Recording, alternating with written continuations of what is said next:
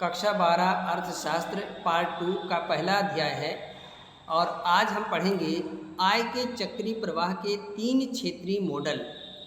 प्यारे बच्चों, इसके पहले जो हमने आपको पढ़ाया है वो था आय के चक्रीय प्रवाह का 2 क्षेत्रीय मॉडल और फिर उसके बाद में बताया था आय के चक्रीय प्रवाह का 2 क्षेत्रीय मॉडल पूंजी बाजार के संदर्भ में। तो पिछला जो हमने चैप्टर पढ़ा, पिछला जो पॉइंट हमने पढ़ा उसमें 2 क्षेत्रीय मॉडल था, यानी जो है आय के चक्रीय प्रवाह में 2 घटक कार्य करते थे, जिसमें घरेलू क्षेत्र और व्यावसायिक क्षेत्र थे। लेकिन आज हम जो अध्ययन करेंगे इसमें इसे 3 क्षेत्रीय मॉडल कहा जाता है, क्योंकि इसमें घरेलू क्षेत्र, व्यावसायिक क्षेत्र के साथ साथ इसमें सरकार की आर्थिक क्रियाओं को शामिल कर लिया जाता है। तो इसलिए ये 3 क्षेत्रीय मॉडल है जिसमें आय का जो है चक्रीय प्रवाह निरंतर होता रहता है। तो इसे आज हम देखेंगे। तो देखते हैं आय के चक्रीय प्रवाह का 3 क्षेत्रीय मॉडल। देखिए, यह मॉडल वास्तविकता के और अधिक निकट है। इस मॉडल में एक ऐसी अर्थव्यवस्था का अध्ययन किया जाता है जिसमें न केवल अर्थव्यवस्था में व्यावसायिक, देखिए जो हमने पहले पढ़ा है व्यावसायिक तथा घरेलू क्षेत्रों, बल्कि सरकार की क्रियाओं को भी शामिल किया जाता है। पहले हमने जो पढ़ा था व्यावसायिक क्षेत्र और घरेलू क्षेत्र पढ़ा था, लेकिन अब जो हम पढ़ रहे हैं इसमें सरकार की आर्थिक क्रियाओं को भी शामिल किया जाता है। इसीलिए इसे 3 क्षेत्रीय या त्रिक्षेत्रीय मॉडल कहा जाता है। लेकिन ये अब भी बंद अर्थव्यवस्था है, क्लोज इकोनॉमी, अर्थात आय के चक्रीय प्रवाह पर विदेशी क्षेत्र का कोई प्रभाव नहीं पड़ता है। बंद अर्थव्यवस्था का मतलब होता है जब देश के अंदर ही हम आय के प्रवाह का अध्ययन करते हैं, इसमें दूसरे देश नहीं शामिल होते हैं, इसमें विदेशी जो है आय का प्रवाह नहीं होता है, बल्कि देश के अंदर ही आय का प्रवाह होता है, तो उसे बंद अर्थव्यवस्था कहा जाता है। तो आज हम घरेलू क्षेत्र, व्यावसायिक क्षेत्र और सरकार की क्रियाओं को शामिल करके देश के अंदर की आय के प्रवाह को पढ़ रहे हैं। तो ये एक बंद अर्थव्यवस्था के अंतर्गत आता है और आय के चक्रीय प्रवाह का 3 क्षेत्रीय मॉडल का जो है इसमें अध्ययन होता है। अब इसमें देखिए, सरकार की ओर व्यावसायिक तथा घरेलू क्षेत्रों से करों के रूप में आय का प्रवाह होता है। ध्यान से देखना है, इसमें सरकार की ओर से क्या होता है, सरकार की ओर से व्यावसायिक क्षेत्र तथा घरेलू क्षेत्र से करों के रूप में आय का प्रवाह होता है। मतलब ये कह रहा है कि जो हमारे देश में व्यावसायिक जो बिजनेस सेक्टर है और जो हाउस होल्ड सेक्टर है, इन दोनों की तरफ से क्या होता है, सरकार, इन दोनों की तरफ से सरकार के पास टैक्स जाता है, विभिन्न प्रकार का टैक्स जाता है। यानी घरेलू क्षेत्र से और व्यावसायिक क्षेत्र से आय का प्रवाह कहाँ हो रहा है, सरकार की तरफ हो रहा है। करों से प्राप्त सरकारी क्षेत्र की आय का प्रवाह व्यावसायिक क्षेत्र की ओर वस्तुओं और सेवाओं की कीमत के रूप में तथा घरेलू क्षेत्र की ओर सेवाओं की कीमत के रूप में होता है। देखिए, एक तो ये कह रहा है कि जो घरेलू क्षेत्र है और जो व्यावसायिक क्षेत्र है, इनकी तरफ से क्या होता है, सरकार के यहाँ टैक्स के रूप में आय का प्रवाह होता है। दूसरी तरफ ये कह रहा है करों से प्राप्त सरकारी, करों से प्राप्त यानी जो आय का प्रवाह सरकार की तरफ हो रहा है, तो करों से जो प्राप्त सरकारी क्षेत्र की आय, यानी सरकार के यहाँ जब कर पहुँच जाता है इन दोनों क्षेत्रों से, तो वही आय फिर किस तरह से व्यवसाय और घरेलू क्षेत्र की तरफ आता है, सरकार की तरफ से वही आय देखिए व्यवसाय क्षेत्र की तरफ वस्तुओं और सेवाओं की कीमत, यानी सरकार क्षेत्र की तरफ जो वस्तुएं, जो व्यावसायिक क्षेत्र से जो वस्तुओं का प्रोडक्ट होता है, उत्पादन होता है, तो उनका उपभोग सरकारी क्षेत्र में होता है। तो सरकारी क्षेत्र में वस्तुओं का उपभोग होता है, तो सरकार उन वस्तुओं और सेवाओं के बदले में कीमत अदा करती है। तो इसका मतलब सरकार की तरफ से व्यवसाय के क्षेत्र की तरफ वो जो है आय प्रवाहित पुनः हो रही है, तथा घरेलू क्षेत्र की ओर सेवाओं की कीमत के रूप में भी घरेलू क्षेत्र का मतलब हो गया जो हाउस होल्ड सेक्टर है, जो परिवार हैं, लोग हैं, उनकी तरफ वे भी जो है सेवाएं देते हैं, तो सेवाओं के बदले में सरकार उनको भी जो है पेमेंट देती है, वेतन देती है। तो इस तरह से घरेलू क्षेत्र और व्यावसायिक क्षेत्र की तरफ से करों के रूप में सरकार की तरफ आय जा रही है, और सरकार की तरफ से वो जो आय है वो व्यवसाय क्षेत्र की तरफ वस्तुओं और सेवाओं के उपभोग के बदले में कीमत के रूप में जा रहा है, और घरेलू क्षेत्र में उस सेवाओं के बदले में कीमत के रूप में आ रहा है। यानी जो है सरकार घरेलू क्षेत्र की तरफ क्या आ रहा है, सेवा के बदले में उनको जो है वेतन देती है। तो सरकार की तरफ से पुनः वो आय वापस आ रही है घरेलू और व्यवसाय क्षेत्र की तरफ। सरकार फर्मों को वितरित सहायता तथा गृहस्थों को पेंशन आदि के रूप में भी भुगतान करती है। देखिए सरकार वो तो जो है व्यवसाय क्षेत्र की तरफ जो है वस्तुओं और सेवाओं का जो उपभोग करती है उसको कीमत के रूप में अदा कर देती है, जो कर उसे प्राप्त होता है। और जो हाउस होल्ड सेक्टर है, जो घरेलू क्षेत्र है, घरेलू क्षेत्र की तरफ वो क्या कर रही है, उनको वेतन के रूप में जब वो अपनी सेवाएं देते हैं तो वेतन के रूप में फिर वो जो भुगतान कर देती है। इसके अलावा सरकार फर्मों को वित्तीय सहायता, सरकार जो फर्म होती है, कंपनी, फैक्ट्री, कारखाना, तो वित्तीय सहायता भी देती है तथा गृहस्थों को पेंशन आदि के रूप में भुगतान करती है। यानी सरकार जो गृहस्थों को मतलब हमारे देश में जो गरीब तबके के लोग हैं उनको जो पेंशन देती है, विभिन्न प्रकार की जो आर्थिक सहायता मतलब पेंशन के रूप में देती है, सब्सिडी देती है, छात्रवृत्ति देती है। तो सरकार वो पैसा जो है देखिए फिर पुनः क्या कर रही है, घरेलू और जो व्यवसायिक क्षेत्र हैं पुनः जो है वापस कर दे रही है। इस तरह से देखिए हम देखेंगे कि इसमें जो हमारा आय है घरेलू और व्यवसायिक क्षेत्र से सरकार की तरफ जा रहा है करों के माध्यम से, और सरकार वो किसी न किसी माध्यम से फिर व्यवसाय और घरेलू क्षेत्र की तरफ वापस कर रही है। तो अब आइए देखें इसी प्रकार इसमें देखिए इसी प्रकार सरकार अपनी आय का एक भाग बचत के रूप में पूंजी बाजार में जमा करती है। सरकार क्या करता है, अपनी जो उसे कर प्राप्त होता है वो व्यवसाय क्षेत्र की तरफ और घरेलू क्षेत्र की तरफ तो अदा कर ही रहा है, लेकिन इसके अलावा जो सरकार की अपनी बचत होती है वो उस बचत को क्या करता है, पूंजी बाजार में लगाता है। यानी बाजार में पूंजी बाजार में क्या करता है, उसको इन्वेस्ट करता है, वहाँ जमा करता है तथा आवश्यकता के समय उधार लेकर उपभोग और निवेश कार्य में लगाती है। सरकार जो उसका जो बचत होती है वो पूंजी बाजार में लगाती है, यानी बैंकों में जमा करती है, इन्वेस्ट करती है, और अपने ज़रूरत के समय उन बैंकों से ऋण लेकर फिर जो है वो क्या करती है, उसका उपभोग करती है या वो जो है इन्वेस्टमेंट करती है सरकार। तो इस प्रकार करों के रूप में आय का प्रवाह घरेलू क्षेत्र और व्यवसाय क्षेत्र की ओर होता है। करों के रूप में आय का प्रवाह घरेलू क्षेत्र व्यवसायिक क्षेत्र की ओर से होता है तथा सरकारी व्यय के रूप में आय का प्रवाह घरेलू क्षेत्र और व्यवसायिक क्षेत्र की तरफ होता है। परिणाम स्वरूप तीन चक्रीय प्रवाह में कुछ और क्रियाएं सम्मिलित हो जाती हैं।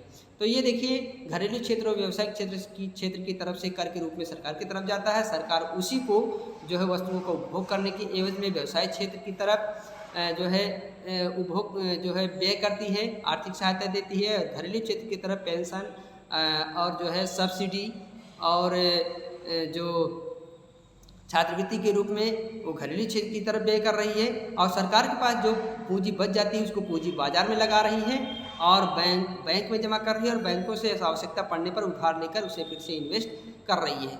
तो इस तरह से जो पूंजी है, जो आय का प्रवाह है, घरेलू क्षेत्र, व्यवसायिक क्षेत्र और सरकार के क्षेत्र की तरफ, ये तीनों जो है तरफ जो है लगातार निरंतर आता जाता रहता है। तो इसलिए इसे तीन क्षेत्रीय मॉडल कहा जाता है। अब इसमें देखिए एक डायग्राम है, डायग्राम को हम भली भांति थोड़ा सा देखेंगे। इस डायग्राम में देखिए ध्यान से, डायग्राम एक बना हुआ है। यदि सरकार भी करों से प्राप्त संपूर्ण आय व्यय के रूप में खर्च कर दे तो निश्चित ही गृहस्थों तथा उत्पादक क्षेत्र की ओर प्रवाहित संपूर्ण आय पुनः दूसरे रूप में उनकी ओर ही प्रवाहित हो जाती है। इस प्रकार आय का एक चक्रीय प्रवाह नियमित बना रहता है। यानी सरकार कह रहा है कि सरकार को जो आय प्राप्त होती है और सरकार उस आय को पुनः घरेलू और व्यवसायिक क्षेत्र की तरफ अगर वापस कर देती है और फिर घरेलू क्षेत्र और व्यवसायिक क्षेत्र की तरफ से सरकार की तरफ जाती है, अगर इस तरह से चलता रहता है तो ये आय का तीन क्षेत्रीय मॉडल तैयार हो जाता है। चक्रीय प्रवाह नियमित रूप से बना रहता है, चलता रहता है।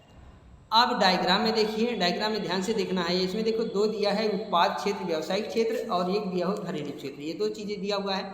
तो अब आप देखिए, मैंने आपको पहले बताया था जो घरेलू क्षेत्र है, घरेलू क्षेत्र क्या करता है, उत्पाद। घरेलू क्षेत्र क्या करता है, उत्पाद। जो व्यवसायिक क्षेत्र है यहाँ अपनी सेवाएं देता है, तो सेवाओं के बदले में जो है व्यवसायिक क्षेत्र क्या करता है, घरेलू क्षेत्र को भुगतान करता है।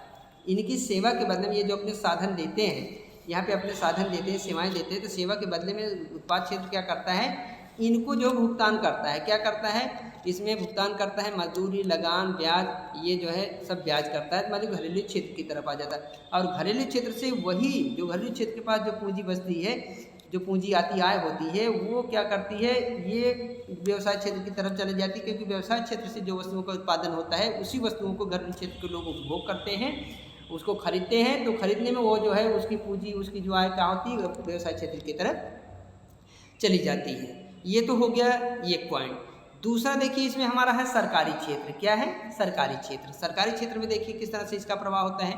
आप देखिए यहाँ पे घरेलू जो क्षेत्र है, घरेलू क्षेत्र से सरकार की तरफ कर जा रहा है, यानी जो लोग हैं, पब्लिक हैं, उन पब्लिक का क्या होता है, पब्लिक का कुछ टैक्स है, करों के माध्यम से सरकार के पास जो वो पूंजी क्या होती है, सरकार के पास पहुंच जाती है।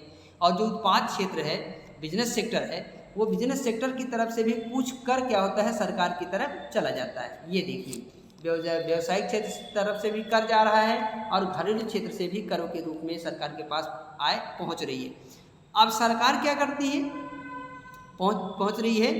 और उसके बाद देखिए घरेलू क्षेत्र की तरफ क्या है, घरेलू क्षेत्र कुछ तो टैक्स दे रही सरकार को, उत्पाद क्षेत्र को टैक्स दे रही सरकार को। उसके बाद घरेलू क्षेत्र के पास जो बचत होती है, उस बचत को क्या करता है, वो पूंजी बाजार में लगाता है, यानी कुछ पैसे जो बच जाते हैं तो वो उसके क्या कर बैंकों में जमा कर देते हैं। उसी प्रकार से जो उत्पाद क्षेत्र है, व्यवसायिक क्षेत्र है, ये भी जो है सरकार को इसके बाद जो प्रोडक्ट सामान का उत्पादन करता है, जो लाभ होता है, तो उसमें क्या करता है, सरकार को कुछ तो टैक्स देती है और जो इसके पास बच जाती है उस पैसे को क्या करता है, ये पूंजी बाजार में ये भी लगा देता है, ये भी पूंजी इसमें जमा कर देता है। अब उत्पाद क्षेत्र क्या करता है, उत्पाद क्षेत्र देखिए क्या करता है कि जब उत्पाद क्षेत्र, व्यवसायिक क्षेत्र को जब पूंजी की जरूरत पड़ती है, अपना कंपनी का विस्तार करना चाहता है, बढ़ाना चाहता है, लाभ कमाना चाहता है, ज़्यादा करना चाहता है, तो उसका विस्तार करने के लिए वो क्या करता है, इन बैंकों से पुनः क्या करता है, उधार ले लेता है, ऋण ले लेता है। ये देखिए यहाँ से क्या करता है, ऋण ले लेता है। तो इसका मतलब पूंजी बाजार में पैसा आ रहा है, पूंजी बाजार से पैसा फिर जा रहा है उत्पाद क्षेत्र की तरफ। फिर इसके बाद तीसरा जो हमारा ये सरकारी क्षेत्र, देखिए अगला सरकारी क्षेत्र है। सरकारी क्षेत्र क्या करता है, सरकार क्षेत्र जो है क्या करता है, जब इनके पास टैक्स जाता है, सरकार के पास घरेलू क्षेत्र बिजनेस से जो टैक्स जाता है, उस टैक्स को क्या करता है, पुनः सरकार पेंशन छात्रवृत्ति के रूप में ये घरेलू क्षेत्र की तरफ दे देती है। क्योंकि घरेलू क्षेत्र में जो देश में जो अत्यंत निम्न वर्ग के लोग होते हैं, उनको पेंशन देती है, आर्थिक सहायता देती है, सब्सिडी देती है, छात्रवृत्ति देती है। तो ये पैसा देखिए पुनः घरेलू क्षेत्र की तरफ भी जा रहा। और सरकार व्यवसाय क्षेत्र की तरफ क्या कर रही है, व्यवसाय क्षेत्र की तरफ देखिए सरकारी व्यय, ये देखिए बीच में दिया सरकारी व्यय कर रही है, यानी व्यवसायिक क्षेत्र से पास करों के रूप में सरकार के पास पैसा आ रहा है और सरकार से फिर ये क्या हो रहा है, ये सरकार के से यहाँ पे उत्पाद क्षेत्र की तरफ सरकारी व्यय, मतलब जो बिजनेस सेक्टर में, बिजनेस जो है, जो व्यवसायिक क्षेत्र है, वहाँ जो वस्तुओं का उत्पादन होता है, तो उस वस्तुओं का जो है सेवन, उस वस्तुओं का जो है उपभोग सरकारी क्षेत्र में भी होता है। तो जब उपभोग होगा सरकार व्यय तो करेगी, उसका देगी, भुगतान करेगी, तो ये सरकारी क्षेत्र में व्यय हो रहा है। उसके बाद इसमें जो है, जो सरकारी क्षेत्र है, उत्पाद की तरफ से आर्थिक सहायता भी देती है, क्योंकि उद्योगों का विकास हो, उद्योग बढ़े, प्रोडक्शन ज़्यादा हो, हमारे देश को फायदा हो, तो इसमें सरकार क्या करती है, उद्योगों को भी आर्थिक सहायता देती है। तो इस तरह से देखिए घरेलू क्षेत्र से पैसा सरकार की तरफ जा रहा है और सरकार घरेलू क्षेत्र की तरफ कर रही है, घरेलू क्षेत्र के पास बचत हो रही, पूंजी बाजार में जा रही है। इसी तरह से उत्पाद क्षेत्र है, उत्पाद क्षेत्र क्या करता है, सरकार को कर दे रही है और उसके बाद कुछ जो बचत हो रही है पूंजी बाजार में लगा रही है, और जब उससे ज़रूरत पड़ती है तो पूंजी बाजार से उधार लेके इन्वेस्ट कर रही है। और उत्पाद क्षेत्र क्या होता है, उत्पाद क्षेत्र की तरफ सरकार क्या करती है, जो है सरकार की तरफ से भी जो है वस्तुओं का जब उपभोग करते हैं सरकारी क्षेत्र जो है व्यय करता है, ये उत्पाद क्षेत्र की तरफ आता है। सरकार कुछ उत्पाद क्षेत्र को जो है आर्थिक सहायता देती है, ये सरकार से पैसा इधर आ रहा है। इसके बाद देखिए सरकार का अपना जो लाभ होता है, इधर जो है हमने घरेलू क्षेत्र का भी लाभ देख लिया, बचत कर पूंजी बाजार में लग रहा है, उत्पाद क्षेत्र का भी बचत देख लिया, पूंजी बाजार में लग रहा है। लेकिन सरकार का देखना है, सरकार के पास भी तो जो है जो उसकी आय है और व्यय है, उसके बाद कुछ बचत होती होगी, तो सरकार क्या करती है, जो बचत होती है वो भी पूंजी बाजार में लगाती है, वो भी बैंकों में अपना जमा करती है। और उसके बाद ज़रूरत पड़ने पर सरकार उस पैसे को पुनः जो है उधार ले लेती है। तो इस तरह से जितने हमने 3 सेक्टर इसमें जो देखे, घरेलू क्षेत्र, उत्पाद क्षेत्र और सरकारी क्षेत्र देखे, तो इन तीनों क्षेत्रों में जो पूंजी का प्रवाह है निरंतर जो है क्या होता है, आता रहता है, जाता रहता है और एक संतुलन की स्थिति बन जाती है। तो ये मतलब यो कहीं एक जगह जो पूंजी है वो स्थिर नहीं होती है, बल्कि वो आती और जाती रहती है। ये इसका एक सर्किल बन जाता है, तो इसलिए इसको 3 क्षेत्रीय मॉडल कहा जाता है। लेकिन एक चीज़ आपको ध्यान रखना है कि ये जो 3 क्षेत्रीय मॉडल है ये बंद अर्थव्यवस्था के अंतर्गत आता है। देश के अंदर ही आय का प्रवाह होता है, इसमें विदेश या जो है अंतर्राष्ट्रीय या दूसरे देश इसमें शामिल नहीं होते हैं। तो इस चक्र जो 3 क्षेत्रीय मॉडल था आय के चक्रीय प्रवाह का, इसको मैंने डायग्राम के द्वारा समझा दिया है।